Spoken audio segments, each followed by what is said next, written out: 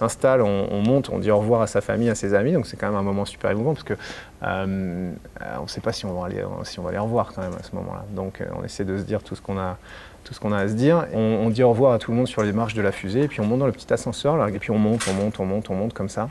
Et là, grand silence, il y a la fusée qui fume, qui vibre un peu, c'est un peu bizarre. Et moi, cet ascenseur, j'ai l'impression qu'il n'avait pas de fin en fait. On rentre à l'intérieur et là, ça ressemble un peu à un sous-marin. On est vraiment enfermé, on ferme des grosses écoutilles en fer sur nous, on est attaché de partout, on peut même plus bouger, on est ligoté en fait. C'est vraiment ça la sensation, ça n'a rien à voir avec un avion. On attend le décompte final, et puis jusqu'à ce que la fusée prenne feu. Et alors là, c'est le tour de manège ultime. Ça dure 8 minutes 48.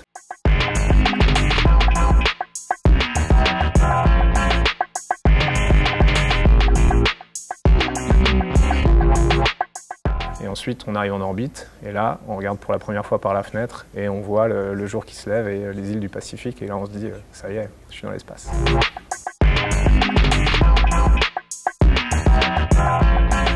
La sortie dans l'espace, c'est un peu le rêve dans le rêve en fait, c'est la poupée russe du vol spatial.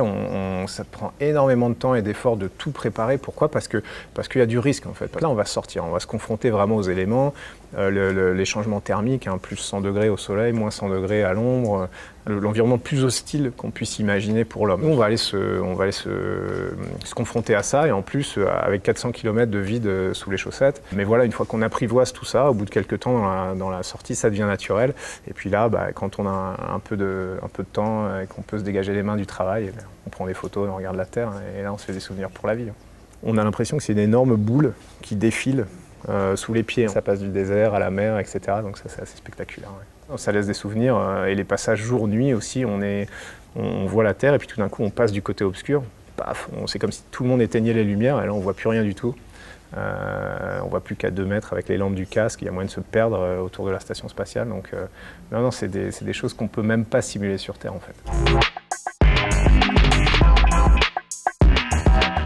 Tous les voyages dans l'espace, le mien autant que tous les autres, les gens reviennent différents en fait. Ils reviennent différents parce qu'ils ont pris un recul qu'on ne sait pas prendre sur la Terre. L'être humain, on va dire, n'est pas fait, moi je trouve, pour raisonner à des grandes échelles. On ne sait pas, on n'est pas câblé pour ça. Ça ne nous parle pas, parce qu'on ne peut pas le toucher, parce qu'on ne peut pas le voir, parce qu'on ne peut pas le ressentir. Donc on peut dire oui, la température augmente de 2 degrés en X années, c'est pas bien, mais quelque part on n'a pas de moyen de l'expérimenter nous-mêmes. Alors qu'aller dans l'espace, eh ben, c'est tout bête, mais on prend le recul nécessaire pour mettre la Terre à l'échelle dont on peut faire l'expérience avec ses sens. En fait, on peut voir les choses, on peut voir le changement climatique, on peut tout d'un coup, cette chose qui nous paraissait infinie, dont on ne voyait pas les limites quand on est sur Terre, et bien, tout d'un coup, ça devient très petit, très borné, et c'est comme ça en réalité.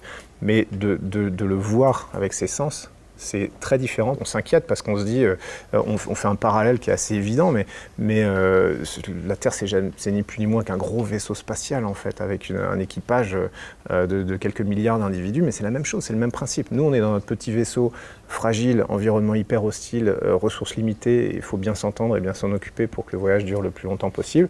Ben, la Terre, c'est exactement pareil, sauf qu'on n'a pas compris. C'est bête qu'il faille aller dans l'espace pour le comprendre, mais quand on a compris ça, il y a des choses qui paraissent évidentes. Donc, une fois qu'on a compris ça, on sait qu'il faut tout faire pour la protéger. D'un côté, moi, j'ai ressenti de l'inquiétude, mais d'un autre côté, moi, ça m'a aussi prouvé que c'est un peu naïf, mais que l'être humain est capable de faire des choses absolument incroyables.